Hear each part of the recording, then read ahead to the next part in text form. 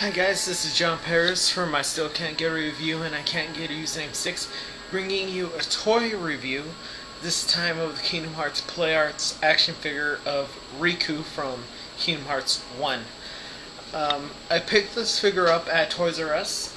They're starting to sell Kingdom Hearts Play Arts at Toys R Us, so if you're interested in finding any, they're at Toys R Us. I picked this up for 20. It was listed for $25, but plus tax, it was roughly around $27, which is a pretty good deal considering I got my Cloud Play Arts for $35 from the Square Enix site. So I suggest first looking for these guys in Toys R Us, because you really don't want to spend that much money on shipping and handling and all that stuff. Anyway, let's get started on the review. Let's get started on the packaging. Right here you can see number 2 Riku, meaning he's the second one in this line. Kingdom Hearts Play Arts action figure, the Square Enix copyright and all that stuff. See Kingdom Hearts 1 right there. Nice look, a nice view of Riku right here. Square Enix products. Warning, choking hazard. This is definitely for 13-year-olds, so don't get it if you're too young. Kingdom Hearts Play Arts action figure. Turn it at the side. We get a nice side view of Riku.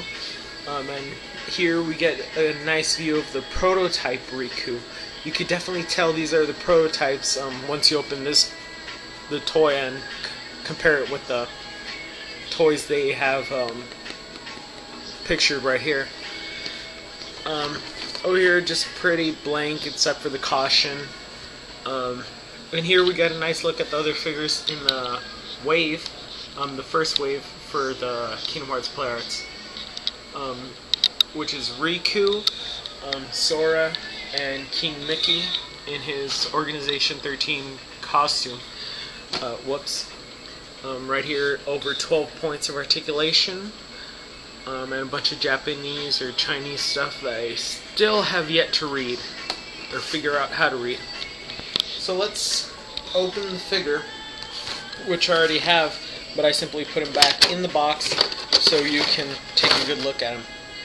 Now, for this simple figure, this box is pretty huge compared to the figure itself, but I guess it's all to protect him. I'm going to angle my camera a little down. Just going to open him and take all his pieces out. Riku comes with 2 interchangeable hands, which are fists, his Soul Eater, and of course, himself. Now, this happened to me when I had my figure. You have to be careful sometimes. Hold on, let me raise my camera a little bit. When some pieces, see that happen right there. When some pieces like the hair or these bands might get caught inside another part of the figure, like the hair will get caught inside his collar, the bands will get caught inside his pants. You have to be careful with that, or else that part might kind of end up stuck in that kind of weird angle, and you really don't want that. Let me move these right here. I'll tell you what these are for in a second. And let's get started on the figure. And there is definitely nothing bad I can say about this figure. Let me raise my camera. Unfortunately, you can't see all the details with my current camera, but this figure is simply mind-blowing. It looks exactly like the figure from It looks exactly like Riku from Kingdom Hearts. It looks exactly like him. And I've got a message. So let's take a closer look at him. First at his eyes. You can't really see it here, but his eyes are finely detailed, like its pupils are dotted. There's like a little rim. There's that little sparkle in his eye. His eyebrows, the outlines of his eyes, and his hair too. It's kind of lightish gray, but it has some shades in it, which makes it look even more familiar, and it's rubbery from the tips. From the top, it's kind of like card. No, actually, it is kind of rubbery. Don't mess with it because it might come apart, because It's just two pieces glued together. And his shoes, the iconic Kingdom Hearts shoes that are just clown shoes. And it's just, he looks exactly like the game. Even his Soul Eater that he comes with looks exactly like the game. Unfortunately, you have to be careful. My Riku fell. He took quite a spill, and the Soul Eater on his eyes, it has these kind of contact kind of things. On the other side, it fell off. So I feel really bad about that. But anyway, let's get started with articulation. Unfortunately, this head cannot go up. It can only go down a little bit. It can rotate left and right.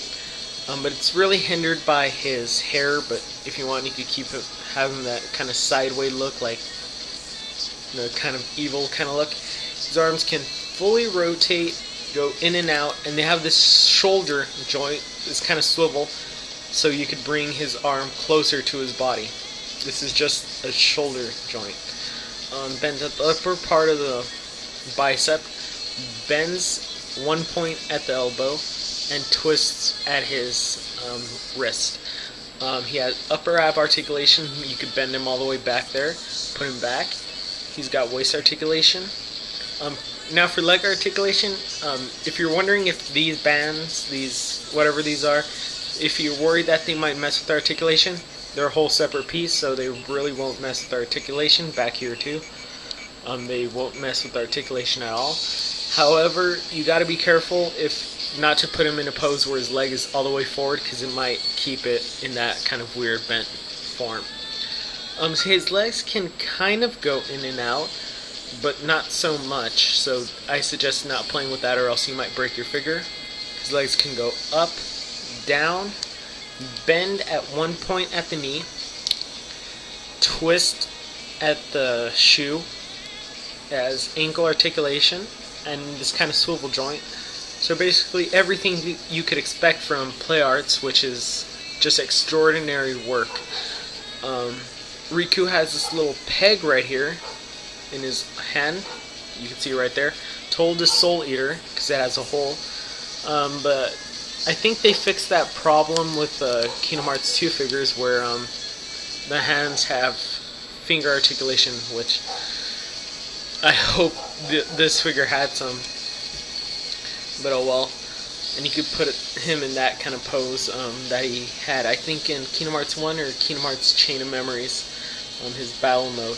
Now, here's where these pliers come in.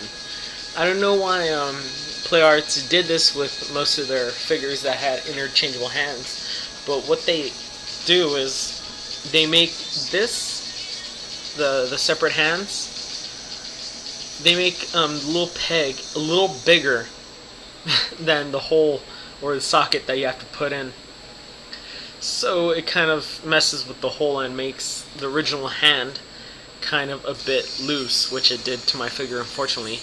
But to fix that, I actually stopped it from getting so much loose, is from taking these pliers and applying not so much pressure, a bit, all around. Don't put too much, but just enough to kind of thin it out, and you could pop it in and pop it out fairly easily, which is a quick fix, but really won't fix any of the problems with his hand. All in all, I give this figure a 10 out of 10 for accuracy and just being a kick-ass figure. Alright, stay tuned. I'm going to review the Cloud Strife figure from Final Fantasy, the original game, so stay tuned for that.